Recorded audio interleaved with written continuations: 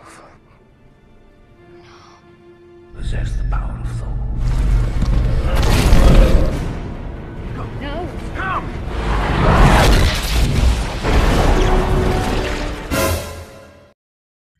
Halo, halo Wak. Ngopi yuk, aduh hai. Halo guys, selamat datang di channel Ucok Film. Kembali lagi bersama saya Wak Ucok yang selalu menghibur kalian semua. Anjay, pakai K. Di video kali ini Wak akan merangkum sebuah film superhero, legenda atau salah satu superhero yang ada di Avengers. Dia adalah Thor, Kang Palu, anjay. Film ini sendiri mempunyai beberapa sequel dan Wak akan membahas film Thor yang pertama. Film ini dirilis tahun 2011, disutradarai oleh Kenneth Branagh dan dibintangi oleh aktor ganteng yang mirip sama saya. 90%-nya sih mirip sama saya. Anjir. Dia adalah Chris Hemsworth. Film ini berdurasi 1 jam 50 menit. Film ini mendapat nilai 7 dari situs IMDb. Gak usah bacot panjang lebar, kita meluncur saja ke alur ceritanya. Hayu.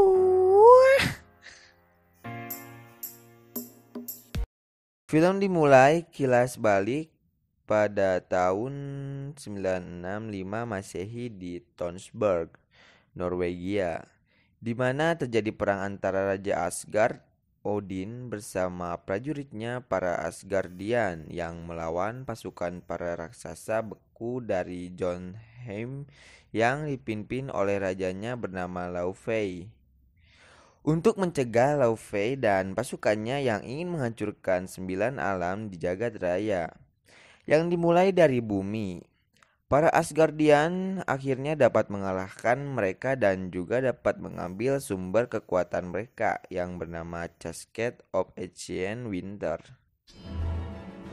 Their power was taken in the last great war. Beberapa tahun kemudian, putra Odin Thor bersiap naik tahta di Asgard namun terganggu ketika pasukan raksasa beku mengobrak-abrik Asgard untuk mengambil Cascade tersebut. Namun usaha mereka digagalkan penjaga Asgard. Dia adalah The Destroyer, penjaga terkuat di Asgard. Thor pun amat marah dan akan memberi pelajaran kepada Laufey dan pasukannya. Karena tindakan ini termasuk menantang perang Asgard, tapi Odin mencegah Thor. Karena Odin dan Laufey sudah melakukan perjanjian perdamaian, tanpa sepengetahuan Odin, Thor melakukan perjalanan ke Jotunheim untuk menyerang balik menghadapi Laufey dan pasukannya.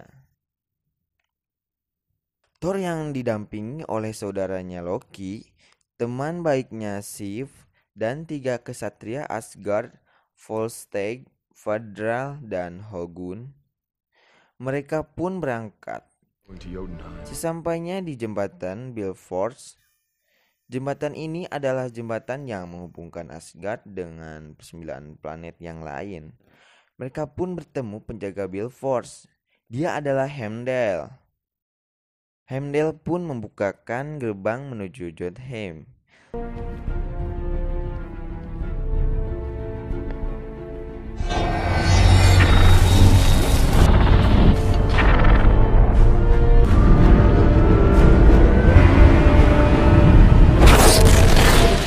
Be warned, Gatekeeper. If your return threat...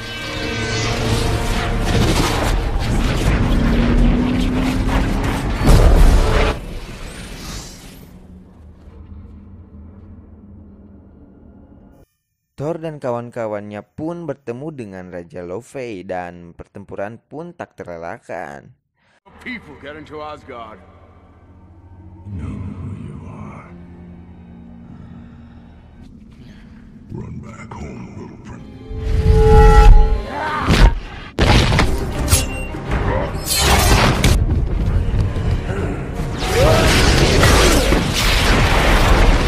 Karena kalah jumlah, Thor dan teman-temannya pun mulai terdesak.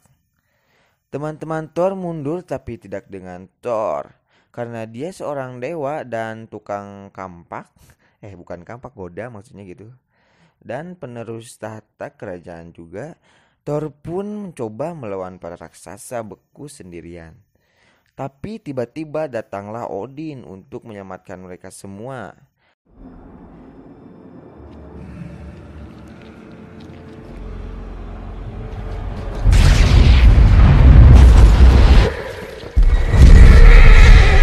We'll finish them together! Father.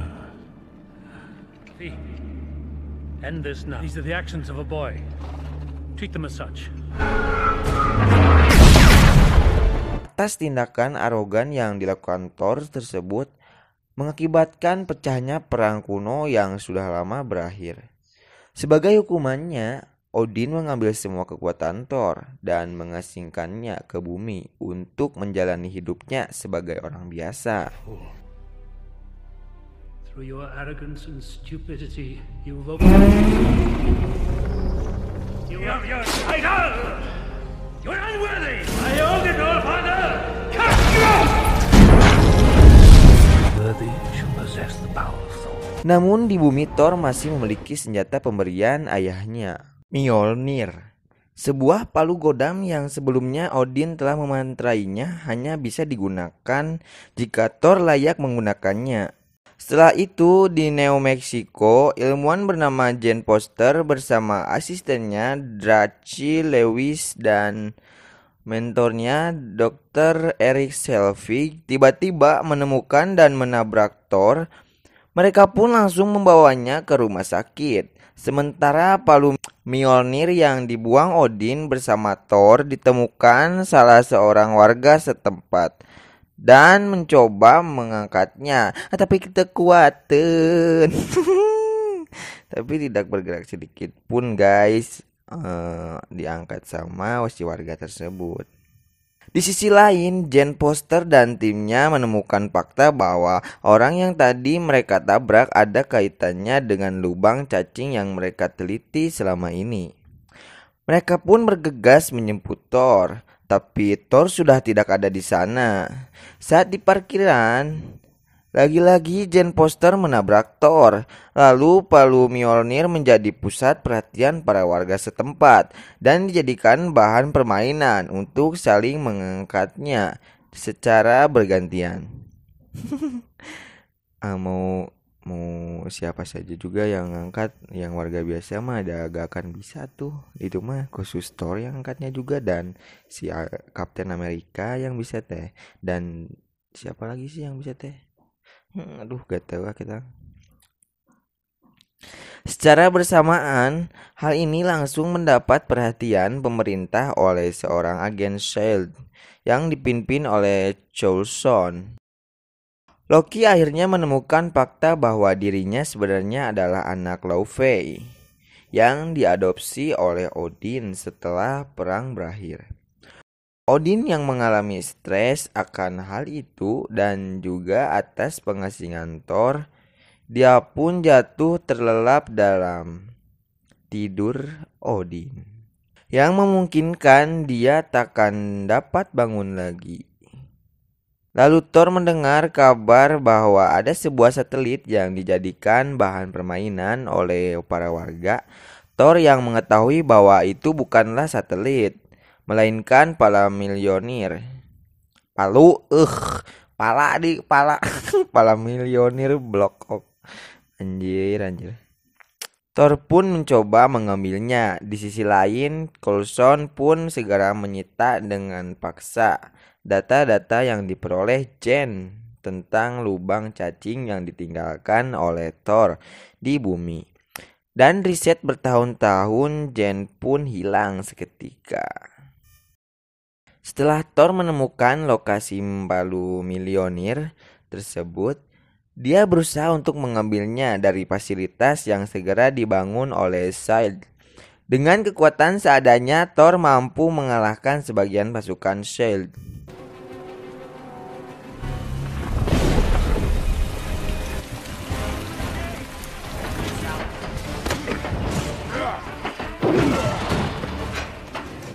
Lalu datanglah seorang pemanah, dia adalah anggota Avengers yang bernama Hawkeye, yang siap memanah Thor kapan saja ketika dapat perintah dari Coulson.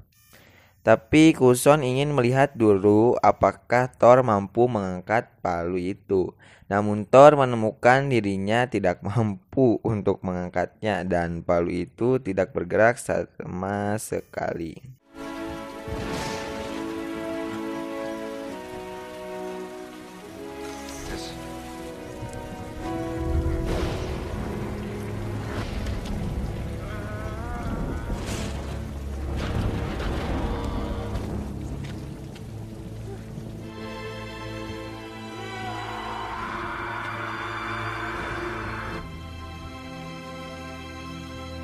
Akhirnya Thor pun ditangkap di ruang interogasi. Coulson memuji Thor karena dia mampu mengalahkan agen yang sudah dilatih khusus dengan mudah.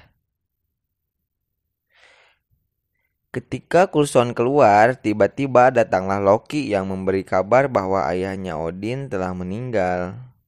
Dan memberitahu bahwa syarat gencatan senjata dengan Jotunheim adalah membuat Thor tidak kembali ke Asgard selama-lamanya. Dan ibunya pun menyetujui hal tersebut. Kabar itu membuat Thor putus asa dan meneteskan air mata. Lalu dengan bantuan Sylvie, Thor dibebaskan dari sana. Dan ketika berjalan keluar, Thor berhasil mengambil buku penting milik Jane Foster. Lalu Thor mencoba memulai fase barunya sebagai manusia biasa untuk mencari arti tentang hidup serta bersikap sebagai kesatria sejati guna memperoleh kekuatannya kembali.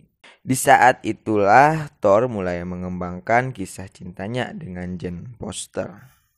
Loki kemudian menjadi raja dan menawarkan Laufey kesempatan untuk membunuh Odin karena Odin sekarang sedang berada tidur panjang dan mengambil kembali casket milik bangsanya. Sif dan 3 kesatria tidak puas dengan aturan Loki. Mereka berusaha untuk mengembalikan Thor dari pengasingannya. Mereka kemudian meyakinkan Heimdall, sang penjaga gerbang Bifrost, untuk memberikan mereka jalan menuju bumi. Thor back. Yes. Good. Complicated fellow, isn't he?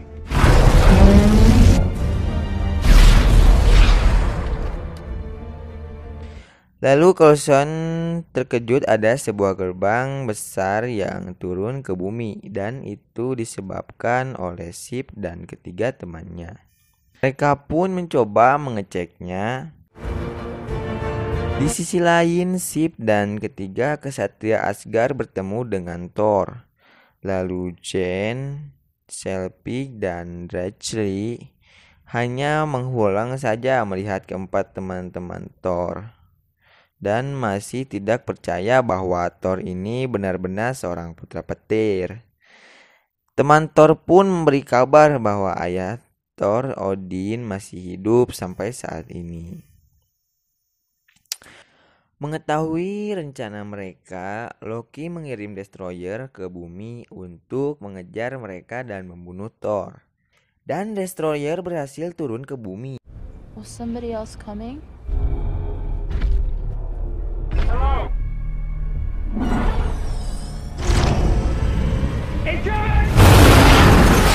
To leave. What are you gonna do? I'm staying here. Sif dan 3 kesatria lainnya mencoba menghadapi destroyer. Namun destroyer terlalu kuat dan mengalahkan mereka.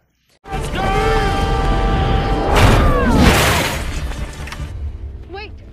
Hingga membuat Thor menawarkan dirinya sendiri kepada destroyer sebagai gantinya.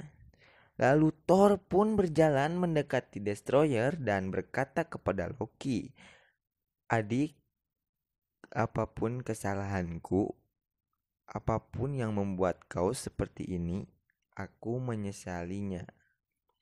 Mereka semua tidak bersalah. Membunuh mereka tidak ada apa-apanya bagimu. Jadi bunuhlah aku." Destroyer pun tidak jadi menyerang, tapi tiba-tiba Thor terpental ke belakang dan harus mati di samping Jane Foster.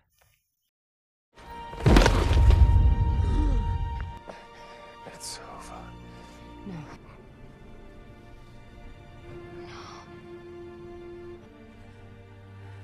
Karena sutradara ingin film ini lanjut sampai film Endgame, tahu kan Endgame, Avengers Endgame yang nanti lawan si Koplok itu, nantilah kita bahas insya Allah. Thor pun hidup kembali dengan kekuatan Mjolnir, di mana pengorbanan Thor tersebut membuktikan kalau dia layak untuk memegang Mjolnir.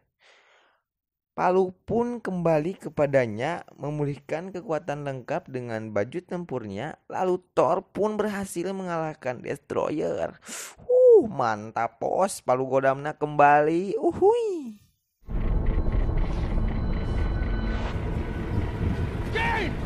No!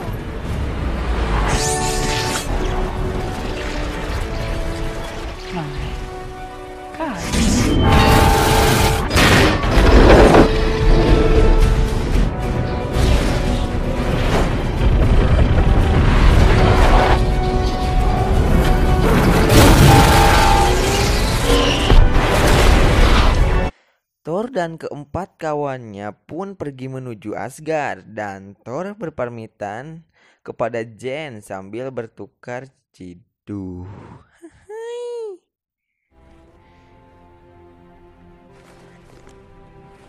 Dengan bantuan Heimdall yang baru saja lepas dari kurungan es Loki, di sisi lain Raja Laufey hendak membunuh Odin.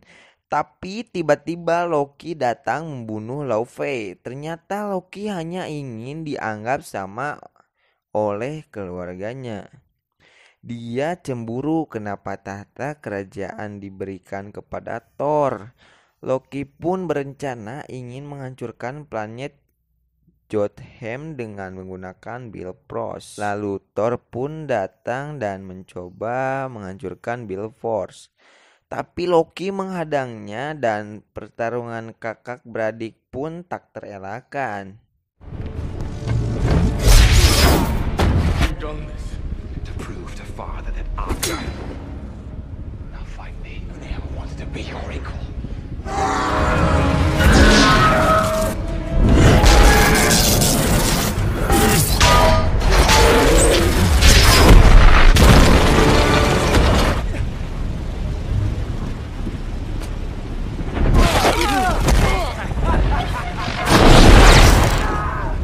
Singkat cerita, Thor pun berhasil mengalahkan Loki dan ia akan segera menghancurkan jembatan Bifrost. Dengan catatan dia tidak akan bertemu lagi dengan sang pujaan hatinya, Jane Foster. Karena sebagai penerus tahta kerajaan, ia pun mengambil keputusan untuk menghancurkan Bifrost.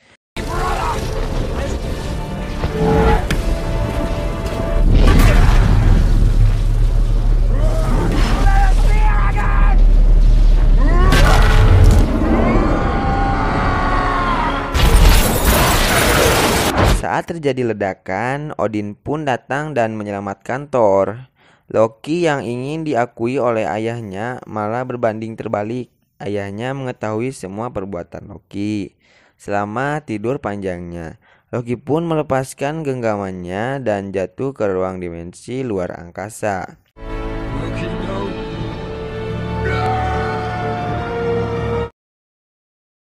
Di akhir film, Thor menanyakan kabar Jane kepada Heimdall dan Heimdall menjawab dia sedang mencari jejakmu. Dan film pun selesai. Hikmah yang dapat diambil dari film ini adalah jika ingin menjadi seorang pemimpin di sebuah negara atau kerajaan, kita hendaknya tidak sombong dan jangan arogan. Lalu yang terpenting dahulukan rakyat, jangan asal bertindak apalagi korupsi. Jika kalian suka sama channel ini, silahkan subrek, like video ini, share, dan komen film apa lagi yang harus Ua bahas.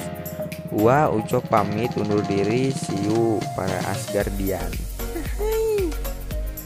Oh iya, jika kalian ingin kelanjutan dari film ini, komen saja, Bang, lanjutin dong film yang selanjutnya gitu.